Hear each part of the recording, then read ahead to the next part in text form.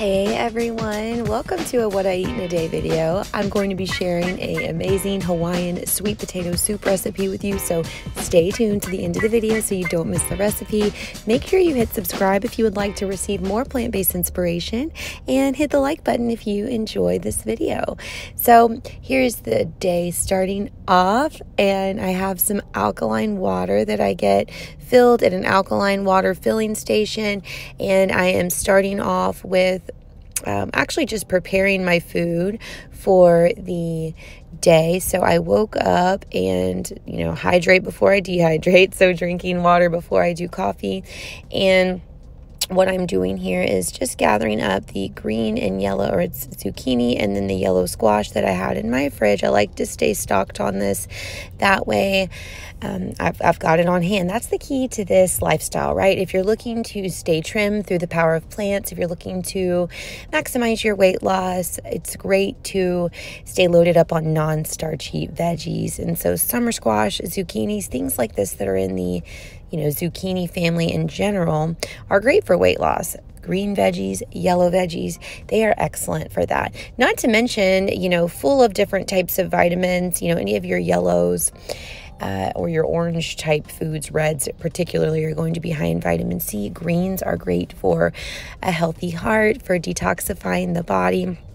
And many of you have asked recently, how do I go about preparing my squash and my zucchini? So I have found the way that's easiest for me and the way that tastes the best, because you could always buy frozen zucchini and squash, but I find that this way tastes much better, especially when the vegetable, well, these are technically a fruit, but especially when the vegetable is in season, the flavor is just that much more rich and abundant and amazing. It's better for you as well.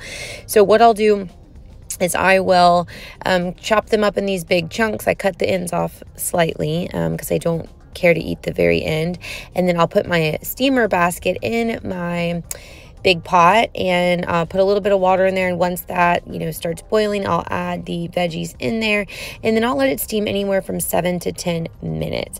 And so here's my coffee, and many of you have asked the way I do my coffee. I've shared it in the past, but I do typically instant coffee, but I'm out of my favorite instant coffee, so I'm using my regular coffee, but it's always organic, because coffee beans are one of the most highly sprayed things on the planet from the research I've done. And so I'll get an organic coffee.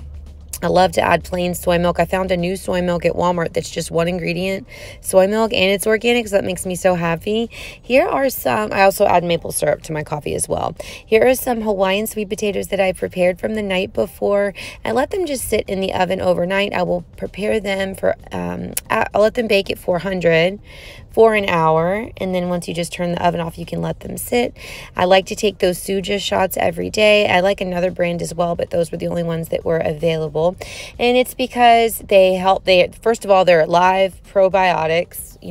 I've heard that probiotics that are kept cold are the most easiest absorbed, or better absorbed by your body. And so I love to take those, and they're great preventatives. Turmeric and ginger are excellent for health all the way around. I'm at work, as you can see, eating my first meal of the day, which is the zucchini and the squash that I had prepared earlier. And then here you saw me with these Japanese sweet potatoes. Not Japanese, my Hawaiian sweet potatoes. And I showed you my Yellowbird Blue Agave Sriracha. That's my favorite sauce ever. They've got a ton of different sauces. I'm going to link that discount code below. Just click on it. Check it out. Just see what they offer. I'm having a chai tea. It's later on, so I've been doing this challenge for myself where I don't buy any extra coffee. I'm only making coffee at home. And then for when I want a little boost, or I'm just so used to having a need for a little fun drink, that what I like to do is prepare a tea. And if I put my soy milk with it and a little bit of maple syrup, it's just as fun, right? And a little bit of caffeine in the tea, but it's not full on coffee. So I've really been enjoying doing that. It's been super yummy, a nice treat at work. I'm on my walk on my lunch break. I love to go to the mall and walk for 30 minutes, 15 minutes one way around the mall and 15 minutes way around the other. Exercise, just movement that feels good to you, that feels fun. that doesn't feel like a chore is the key, really. And then you're moving and shifting energy through the body, and it's great for stress levels, helps promote better sleep at night, just great for mental health altogether. It's time for second meal, which, hey, is the exact same thing that my first meal was, and that is my squash and my beautiful Hawaiian sweet potatoes. I will link something below that will allow you guys to find a site that'll it'll link you to a site that'll help you to locate where you can buy these. We're going shopping now. That's right. Never go in the road, Mom.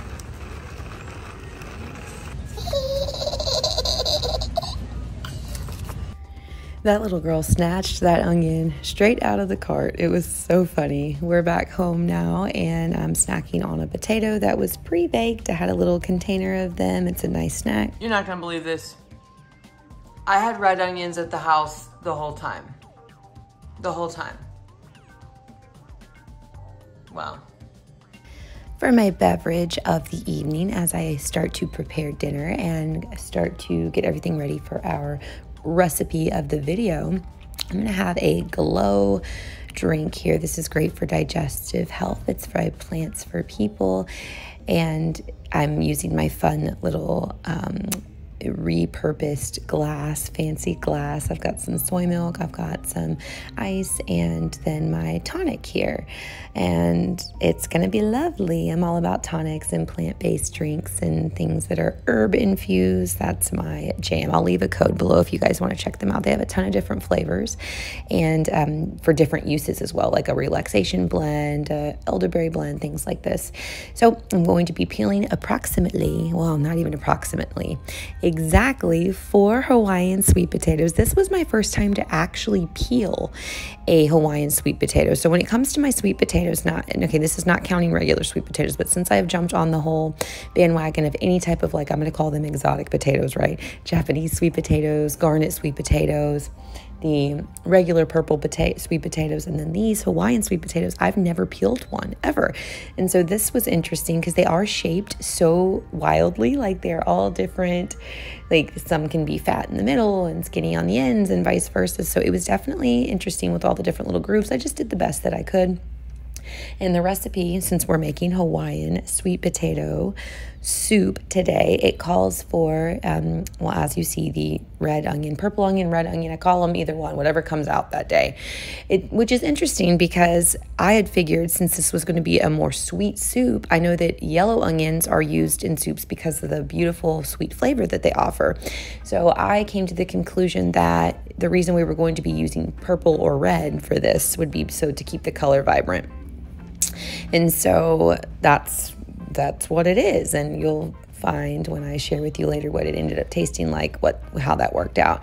So look at all this time spent on just taking the dang peeling part off of the onion. I've shared in the past that I'm like, oh my gosh, the outside of the onion is just the most annoying part. And it's funny, how can we like relate to that as humans? You know, they talk about as we grow and evolve, and you know, me, I'm all about the spiritual path. So it's like with each step we take to go deeper into ourselves, to uncover new things about ourselves, it's like peeling the onion. So it's so funny because that first initial layer is always so annoying to me, peeling it off, and it's like, to me, the most work. And so such is life, right? Really having that courage to dive deep and look what's beyond the surface. Wow, we just went deep, didn't we? You didn't know you were going to get this kind of talk, did you?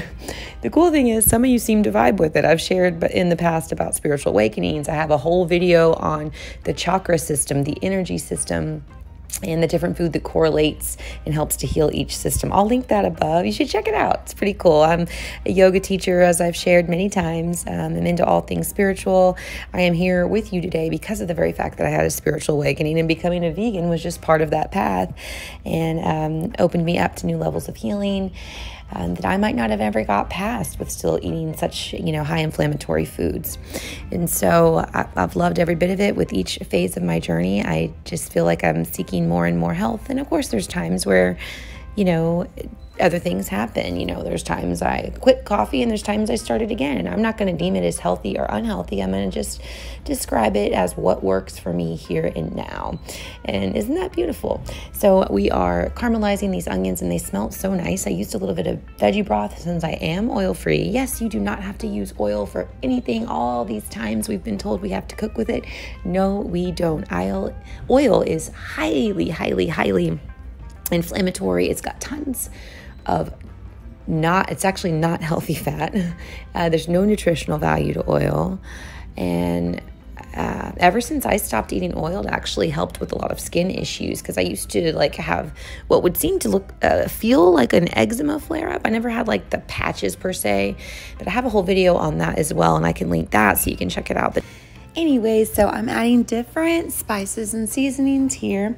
Some rosemary and, oh gosh, some coriander. Now I can't remember off the top of my head.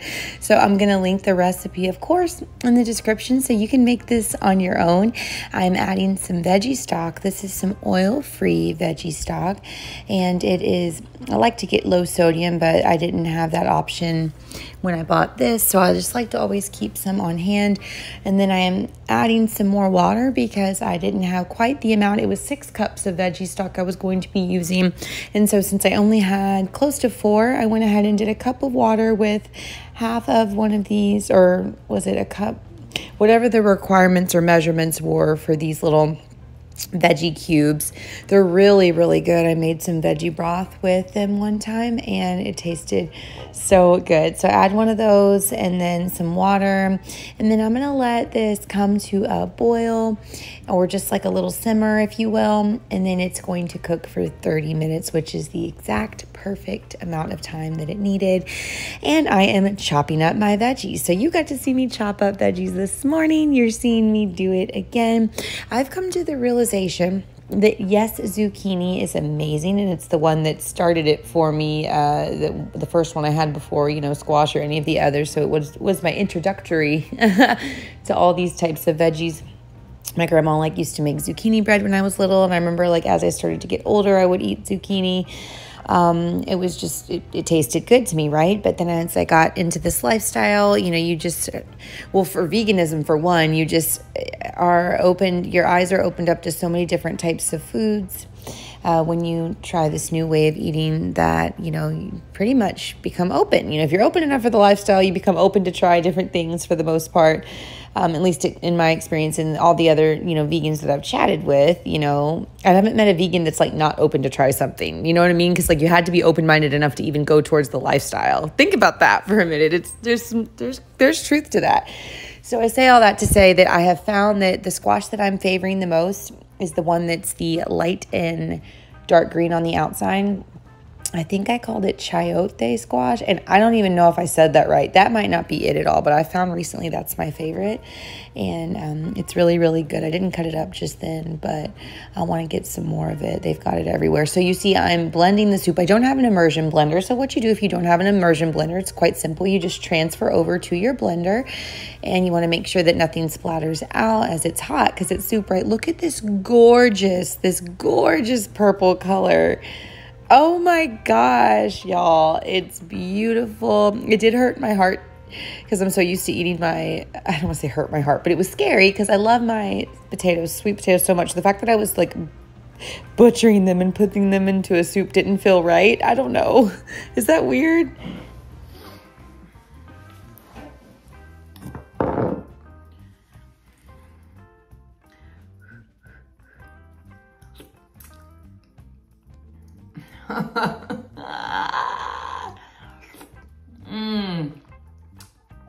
Stop. Good food makes me laugh and happy. Oh my gosh. No.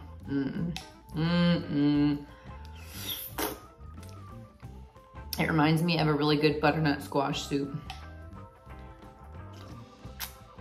Oh my gosh. Y'all.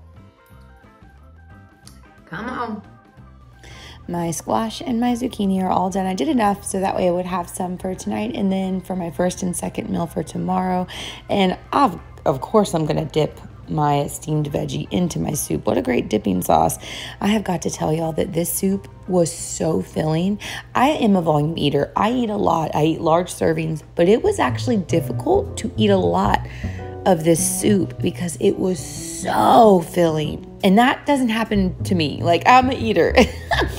Thank you guys for being here. Make sure you hit the subscribe button if you want more plant-based inspiration and give this video a like.